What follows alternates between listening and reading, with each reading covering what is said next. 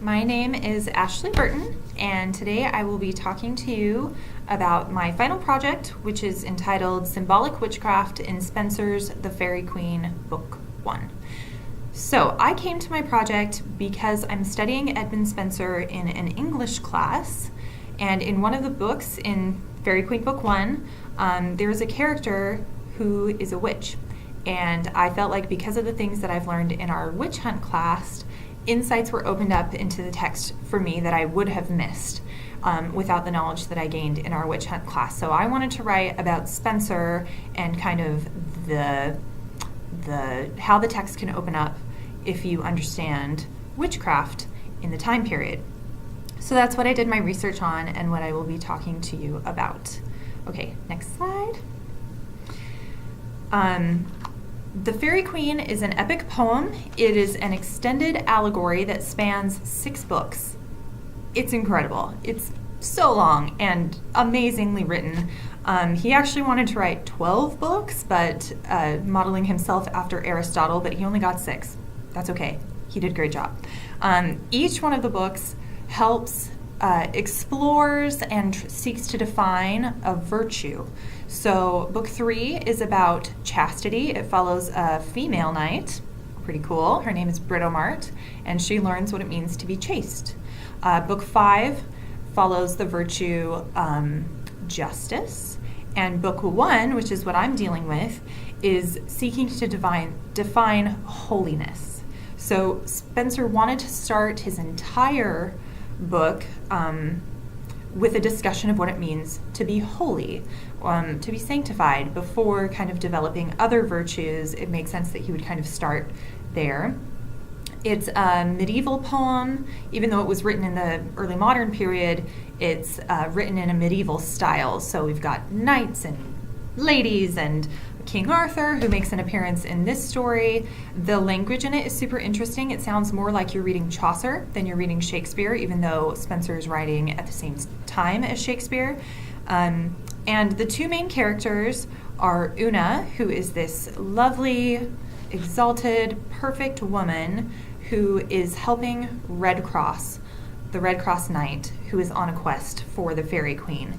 And they encounter all kinds of villains, and throughout the story, learn what it means to be holy. Next slide.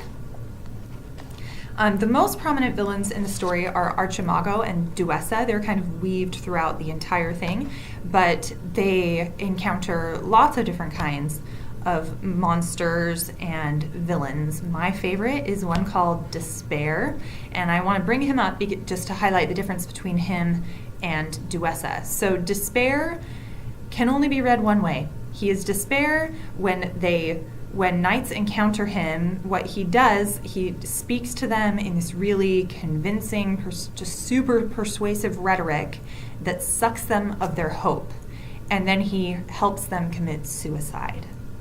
It's pretty creepy, but there's really only, like, he's a flat character in that there's only one way to interpret him. He is Despair. That's it. Duessa, on the other hand, is a very layered character. She can be read in a lot of different ways, and Spenser likes to do that. He wanted to work in allegory so that he could put multiple layers of meaning in. So I will explain kind of the different ways that scholars have read her. First, she represents falsehood. Falsehood with like a capital F, especially if you can compare her to Una. Una, like 1. She is Una is what you see is what you get with her. There is one aspect of Una. She doesn't try to put on a show. Whereas Duessa, duo, kind of just implies a duplicity in her nature. When you first meet her, she is this gorgeous woman, and then by the end, it's revealed that she's actually this haggard witch in disguise. So she is a lie. She presents one thing, but actually means another. So she's falsehood. She's also read as real political figures, including Mary Tudor and Mary Queen of Scots.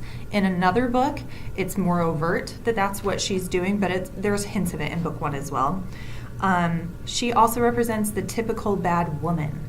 We're talking about holiness in this book, so Red Cross needs to undergo some kind of temptation.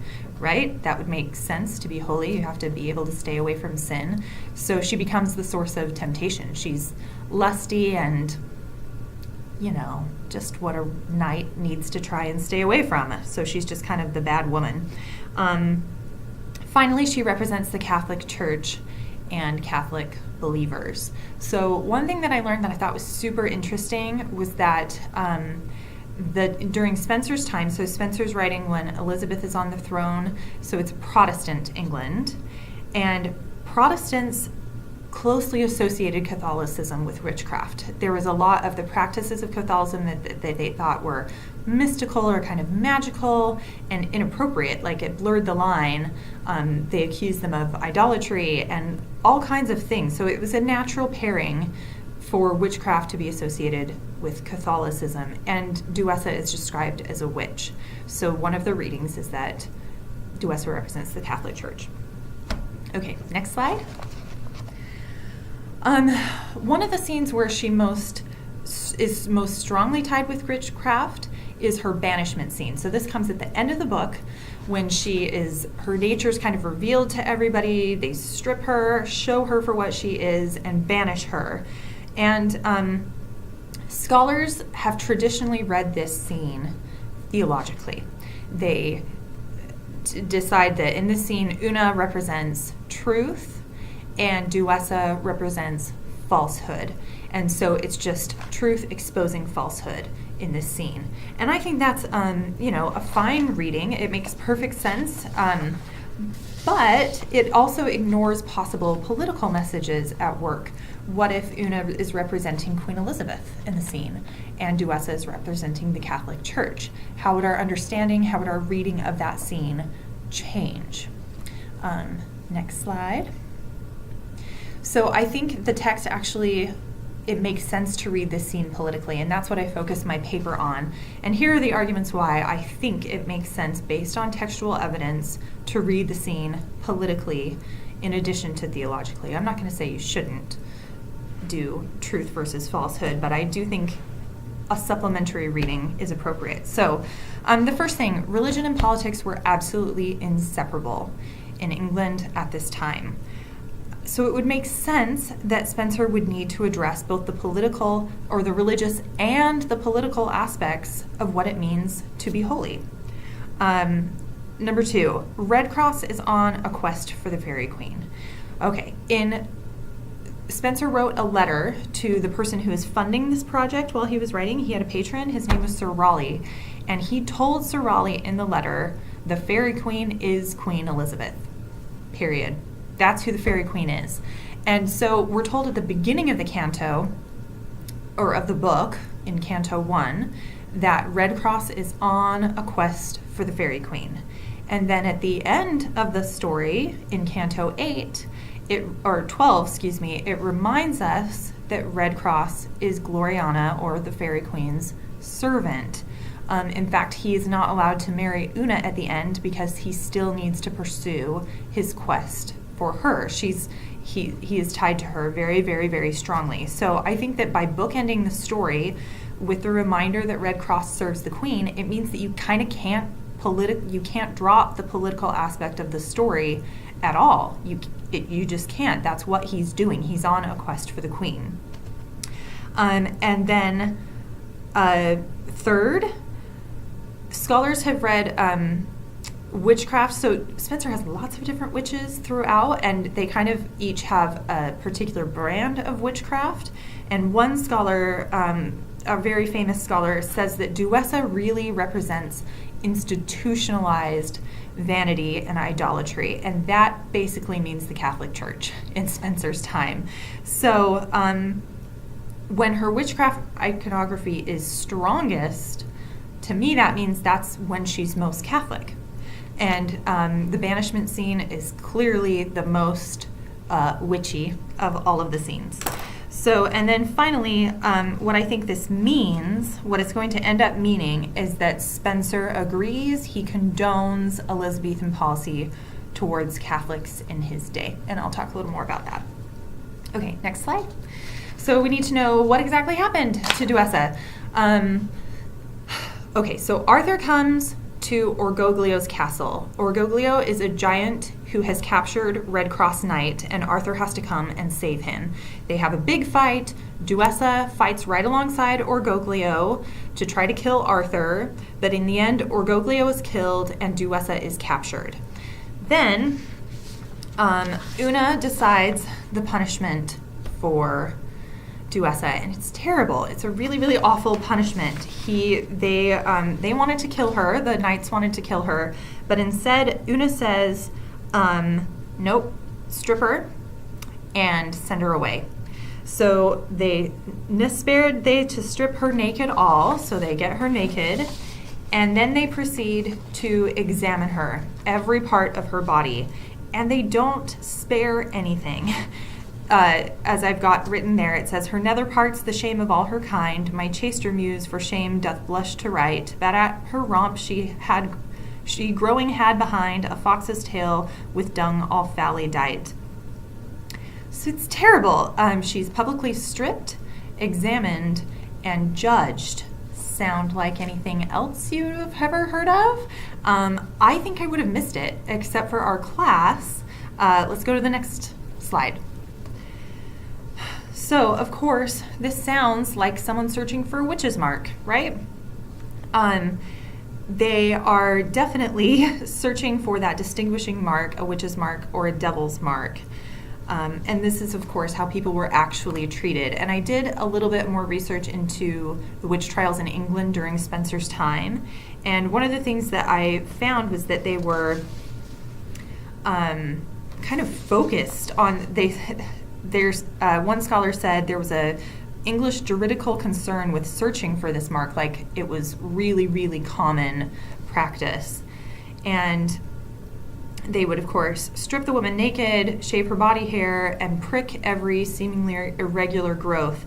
And the pamphlet accounts that I find most often, the witch's mark was found near a woman's, quote, fundament or privy place, which means genitalia, right? That's where they found it. But in Spencer's England, the fear surrounding witchcraft made horrible violations of women's bodies acceptable.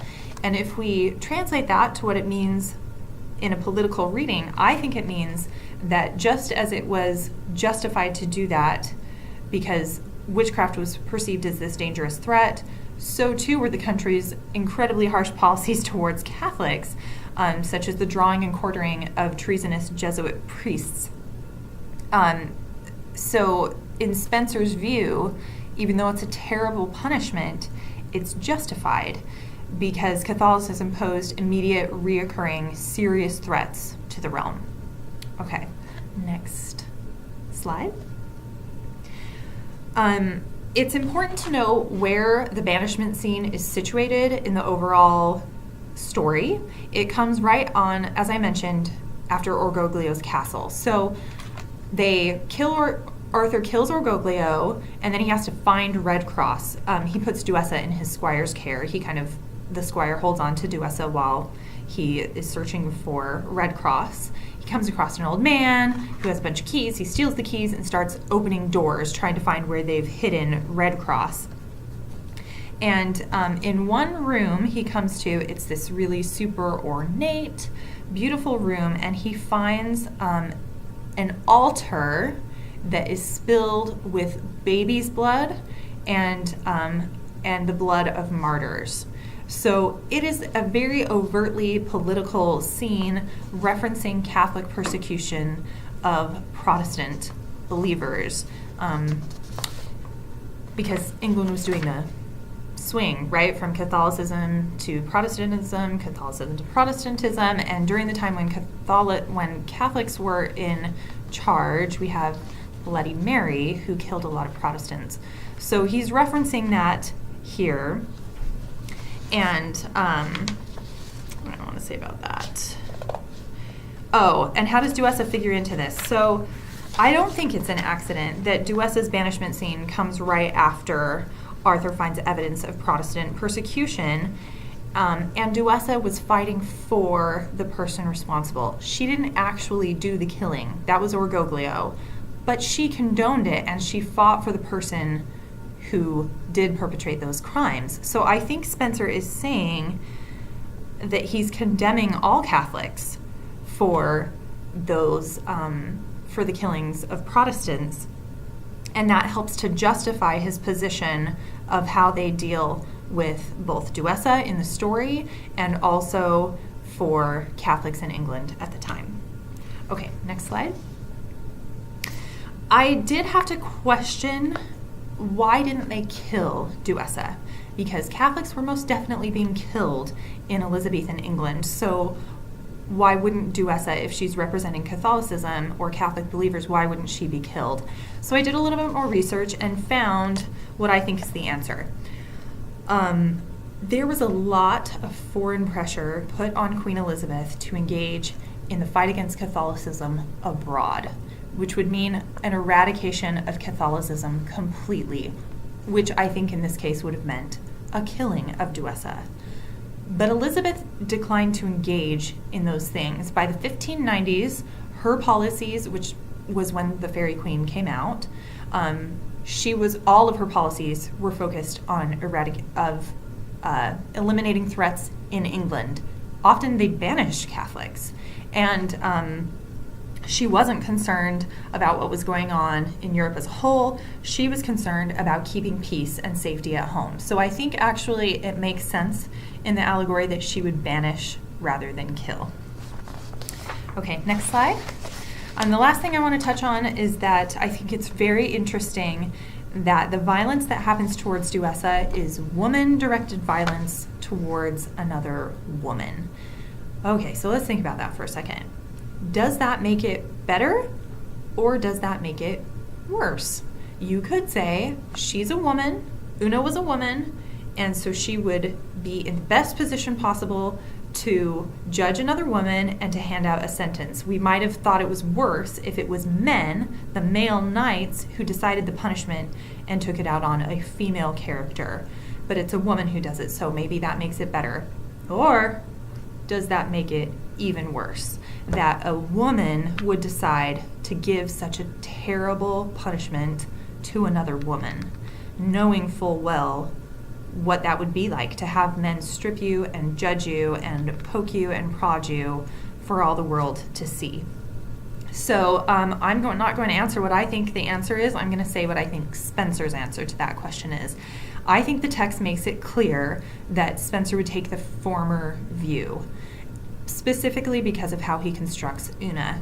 Una, throughout the story, she is flawless. She never makes a mistake. She is an exalted form of goodness and wisdom. Red Cross makes lots of mistakes. Una makes none. So I don't think that Spencer would say that what she's doing here is bad. She is perfectly just and perfectly good. So I think that's what Spencer would say. Also, in a political reading, Una here represents Queen Elizabeth. So that made me ask the question, if this is Queen Elizabeth, and Una and Duessa being women suggest a shared experience of some kind, what is it that would make Elizabeth more capable of coming up with a just punishment? What is the shared experience that she has with Catholicism? And it came to me. She is also the victim of religious persecution. People wanted to kill her and depose her purely because she was Protestant. So we've got a lot of Catholic-driven plots against her life, including the Ridolfi plot of 1571, the Throckmorton plot of 1583, the Parry plot of 1585, and the Babington plot of 1586. So you could say, listen, people tried to kill Elizabeth because of her religion. So if anyone is in the best place to judge what we should do, perhaps it's her. So I think that's how Spencer would handle it. In conclusion, I just want to say that I think it makes perfect sense to look for political messages throughout a book that is attempting to define holiness in Spencer's England. In another time, maybe not so much, but in Spencer's time, it does. And I think if we do that, we will find pertinent political messages that suggest that Spencer agreed with Elizabethan policies toward Catholics in his day. And I think it's really exciting, and I loved learning about witchcraft the witch hunts in this class, and thought it was really cool how it helped me understand a text in another class better. So thanks very much. Bye.